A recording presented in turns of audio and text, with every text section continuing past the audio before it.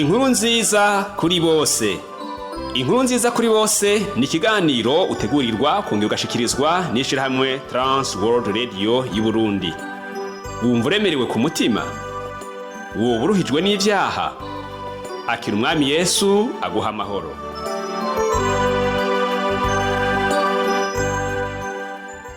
Nshuti mugenzi munywanyi w'ibiganiro by'ishiramwe TWR Burundi muvukanyi wamubana nanje muno mwanya w'ikiganiro inkuru nziza kuri bose. Mishe nta mubano ndakuramukije kandi guhikaze muno mwanya w'ikiganiro cawe, kandi nongere ndakwifurize guhezegeranwa nanje muri ano majambo Imana yanshize ku mutima. Ano majambo tugiye gusangira harimwo iri jambo nshaka ko umenya rivuga ngo birashoboka ko umuntu agira indirimbo mu mutima. Indirimbo ni kimwe mu bintu bigaragaza ibihe umuntu arimwo n'ingene umutima wavyakiriye. Mu bihe by'umunezero umutima ubuguwe neza kandi no mu mubiri bigaca biboneka. Kenshi usanga umuntu ariko araririmba agaragaza umunezero. Mu gihe c'umubabaro naho nyene, naho biba biboneka ko umuntu adakeye adashwashwanutse, hari igihe aririmba yamara akaba atoshobora guhaguruka ngo atambe. Umutima uba uri mu ruhagarara, ubabaye, wuzuye agahinda. Rero vy'ukuri ibyo avuga ntibiba ari indirimbo, ariko biba ari amaganya. Dusome mu butumwa bw'iziko bwanditswe na Luka igice ca mbere ku murongo wa 46 tugeze ku murongo wa 52, twumve ano majambo ica tubwira. Haravuga ngo, Mariya aravuga ati, ubugingo bwanje butazira umwami Imana, umutima wanje unezererewe Imana umukiza wanje, kuko yabonye guca bugufi k'umusavyi wayo, kandi uhereye ubu abibihe byose bazonyita umuhirwe. Kuko iyo ubushobozi nkoreye ibikomeye, kandi izina ryayo ni iryera. Imbabazi zayo ziri kuba yubaha uhereye ubu gashitsi ibihe bidashira. Yerekanishije ubushobozi ukuboko kwayo, yasabagije abibona mu byo biyumvira mu mitima yabo. Yirukanye abaganza ku ntebe zabo, yashize hejuru abaciye bugufi. Abashonje yabahagije ibyiza, yirukanye abatunzi bagenda iminwe misa. Yatabaye Isirayeli umusavyi wayo, maze yibuka imbabazi zayo, nk'uko yari yarabibwiye basogokuruza ko azozigirira Aburahamu n'uruvyaro rwiwe ibihe bidashira. Imana nishimwe cane. Iki gihe Mariya avugamwo aya majambo, hari haciye iminsi agendewe na marayika Gaburiyeli amuzaniye ubutumwa buvuye ku Mana bumumenyesha ko agiye kuzovyara umucunguzi Yesu ariwe Mesiya. Mariya yarakiri inkumi, kandi nta muntu yomwiyumviriye ko byinshi, kuko nta mateka hambaye yarazwi ko, ntiyaratunze, yari umunyagihugu asanzwe yibera mu gasagara gatoyi katagira amateka meza. Naho yarameze uko, byahimbaye Imana kumutoranya mu bandi benshi kandi beza kumurusha, ngo avyare umucunguzi w'isi yose. Iyo uciye muri karitiye ukumva indirimbo zivuga ku buzima bwa mbere bwa Yesu Kristo, uca umenya ko umunsi mukuru wa Noheri wimirije. Kandi uko twiyumvira kuri uwo muzo w'umwami wacu, tukabiha ikibanza kinini mu mitima yacu, bica bihindura ubuzima bwacu bw'impwemu, maze indirimbo zigatangura kuza. Nk'uko nyene Mariya yagize indirimbo mu mutima y'umunezero ikomotse ku vy'Uhoraho yari yamukoreye. Mu majambo yiwe avuga ngo, ubugingo bwanje butazira umwami Imana, umutima wanje unezererewe umukiza wanje. Muri uku gutazira kwiwe aguma avuga Imana yavuzwe mu buryo butatu butandukanye: umwami, Imana, umukiza. Mugenzi, imisi yose uri kuratazira uguma uvuga ivyiza gusa, kandi iyo mpwemu igakora kubigize ubuzima byose. Icakabuye uyu munezero ni ibintu bibiri. Ubwa mbere, Elizabeti yamuhezagiye avuga ngo, mu bagore bose urahiriwe. Ica kabiri cakabuye umunezero wiwe nuko Mariya yaciye yumva ko atari Elizabeti gusa avuze ivyo, ariko ko uhereye ico gihe abibihe byose bazomwita umuhirwe. natwe uyu munsi turemeza ko Mariya ahiriwe.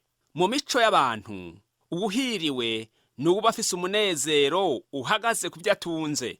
Mariya we, umunezero yari afise wari utandukanye cyane n'uwo dukunda kugira mu isi.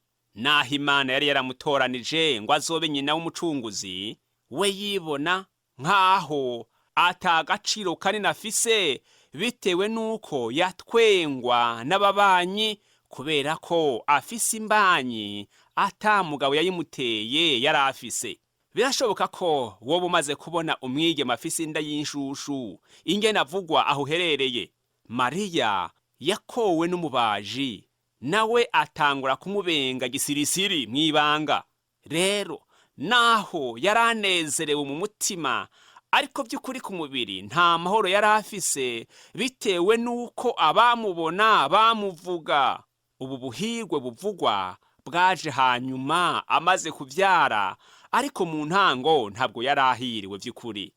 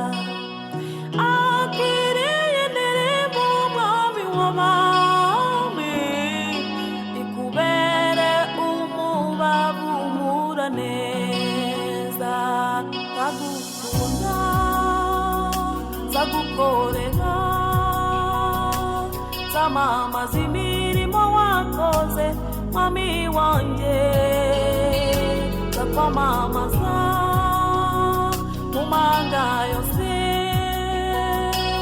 vuga ibyo wankoreye mwami ndashobora kwibagirwa. Ndagukunda ndagukorera, zamamaza imirimo wakoze mami wanje, ndakwamamaza mu manga yose, vuga ibyo wankoreye mwami wanje ndashobora kwibagirwa. Abe kuzo yewe mwami wanje, cyubahiro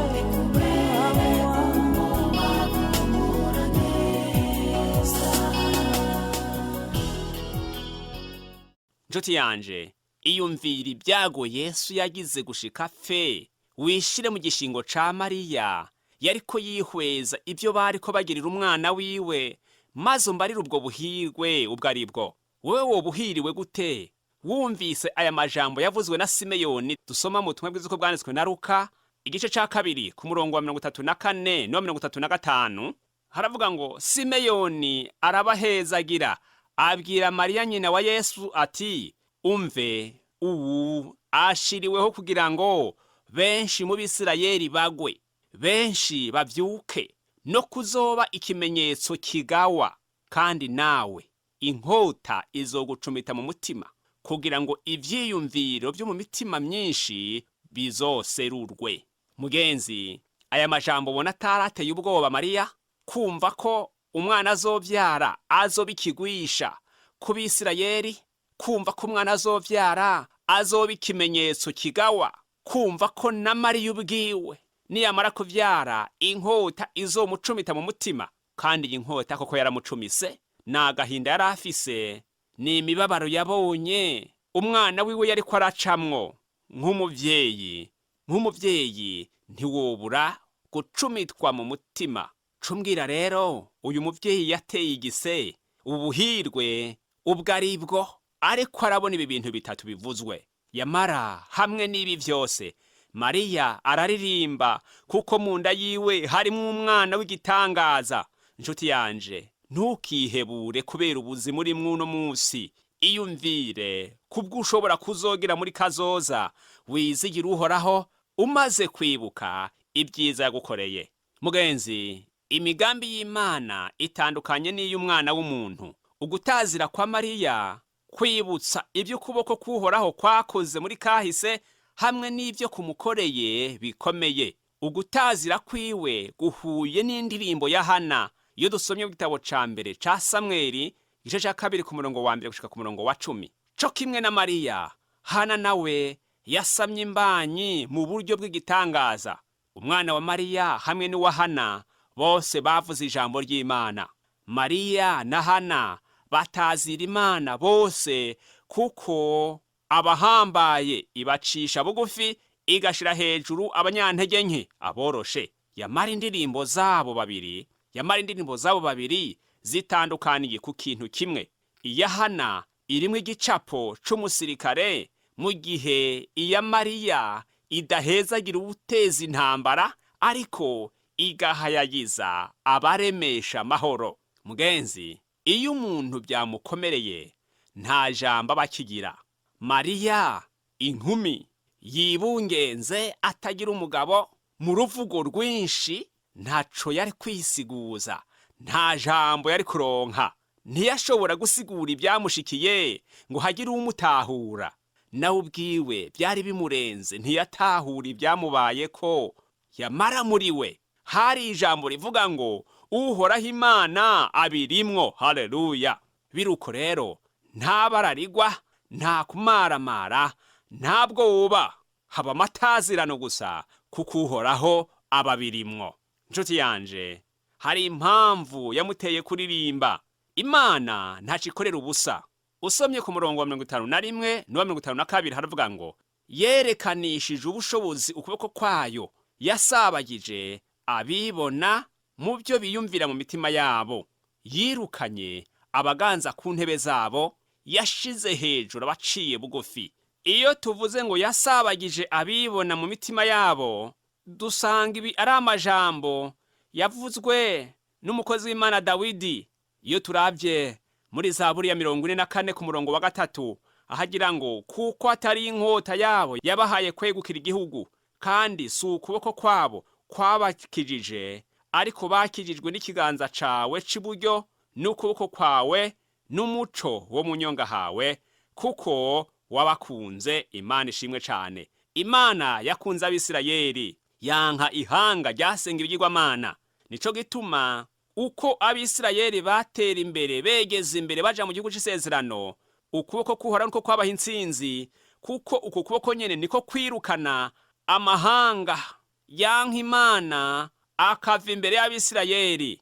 Avuze ngo yirukanye abaganza ku ntebe zabo, aya majambo twongera kuyabona muri Zaburi ya 89 ku murongo wa 10, havuga ngo ni wewe wamenaguye Egiputa hakamera nk'uwishwe, abansi bawe wabasabagirishije ukuboko kw'inkomezi zawe. Mariya ashishikara avuga ngo Uhoraho yashize hejuru abaciye bugufi. Aha ntiriko yivuga we gusa, ariko ibi vyari muri kamere y'Imana no mu nteguro z'Imana, kubera yarabikoze na kera. Uravye no muri Zaburi 147 Imana yabikoreye abakurambere Abisirayeli, kuko ku murongo wa 6 haravuga ngo Uhoraho aramira abaciye bugufi, acisha abanyakibi bugufi akabashitsa hasi. Nshuti yanje, n'ubu Uhoraho aracabikora. Wewe wicisha bugufi gusa zo gushira hejuru, mu gihe abanyakibi nubwo ubona bagasara, nubwo ubona bashishikara kwiyongeranya mu gukora ibibi, ariko Uhoraho azobacisha bugufi kandi azobashitsa hasi ku buryo batazosubira kuvyura umutwe. Ngo abashonje yabahagije ibyiza. Na Dawidi arabivuga mu Zaburi y'146 ku murongo w'indwi ahagira ngo acira imanzi impahazwa, agaburira abashonje ibyo kurya. Uhoraho niwe abohora imbohe. Amen. Imana yakoze ibi byari bikomeye, ni nayo yari kwirakorera mu bihe Mariya yarimwo. Ndasema kuturiki, ndasema kugereranya nande, imirimo y'intoke zawe iranangaza. Wampaye umuga mumeka ku buntu, umpa agakiza kawe ku buntu. Nzagukunda nzagukorera, nzakuririmbira ishimwe. Abikuzo yewe mwami wanjye, icyubahiro. Ab'icyubahiro mwami wanjye, amamashi yewe mwami wanjye. Turagutukamirwa yewe mwami wanjye. Utamirwe yewe mwami wanjye. Usingizwe yewe mwami wanjye. Curangirwa yewe mwami wanjye. Uko nawundi mwami twawanye nawe. Indirimbo mwami wanjye. Mwami wanjye, ikubere umubavu umura neza. Indirimbo mwami wanjye.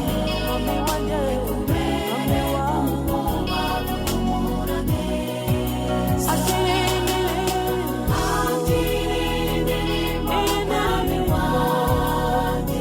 Mwami wanjye, ikubere umubavu umura neza. Indirimbo mwami wanjye. Mwami wanjye, ikubere umubavu umura neza. Indirimbo mwami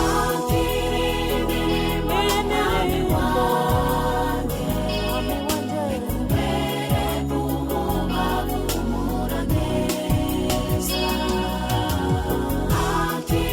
Indirimbo mwami wanjye, ikubere umubavu umura neza. Indirimbo mwami wanjye, ikubere umubavu umura neza. Kuko nawundi mwami twawanye nawe.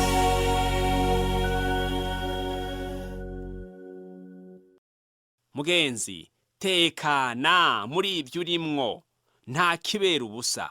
Ibyo yagambiriye gukora kuri wewe izobishitsa byose.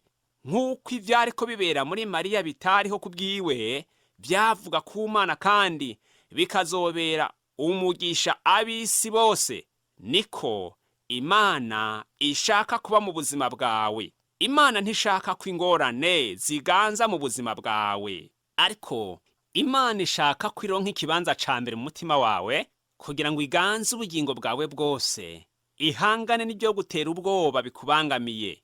Mbega wumva woyemerera ikinjira? Mugenzi, mu ndirimbo ya Mariya kandi harimwo isezerano rya Aburahamu. Mu gitabo cy'Itanguriro igice ca 12 ku murongo wa 2 n'uwa 3 haravuga ngo, nanje nzoguhindura ubwoko bukomeye, nzoguha umugisha, izina ryawe ndarigire rurangiranwa, n'abandi bazogira umugisha ku bwawe.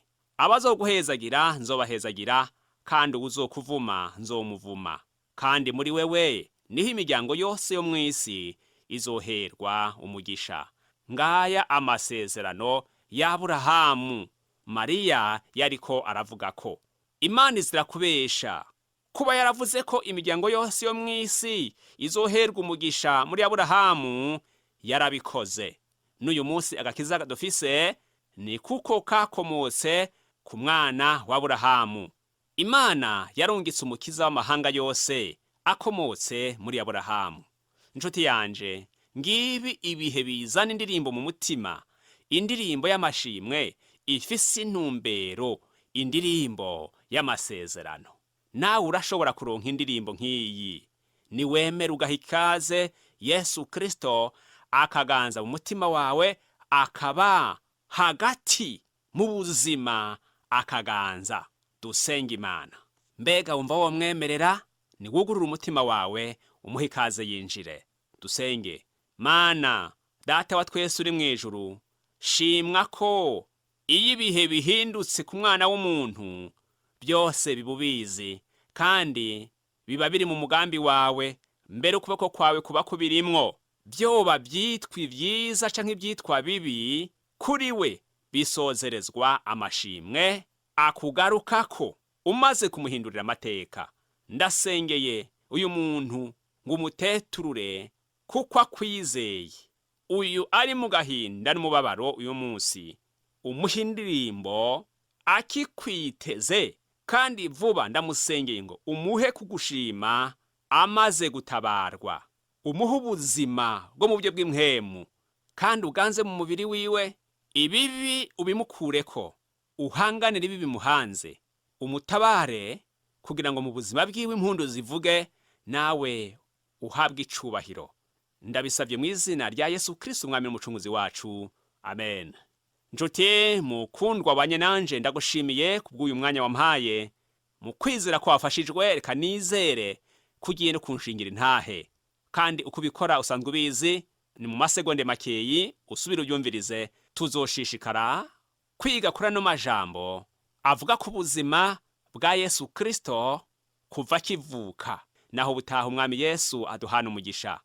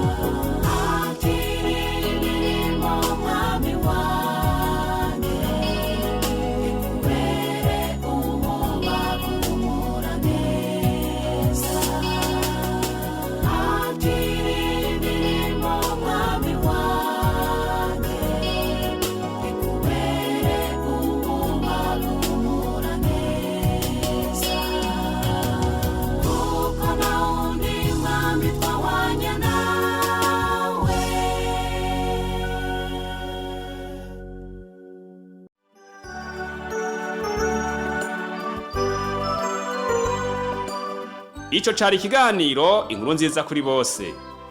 Ushaka kugishigikira, kutwunganira canke ufise ikibazo, twakure canke urungwe ku butumwa bugufi na Whatsapp kuri iyi nimero ikurikira: 69 720 767.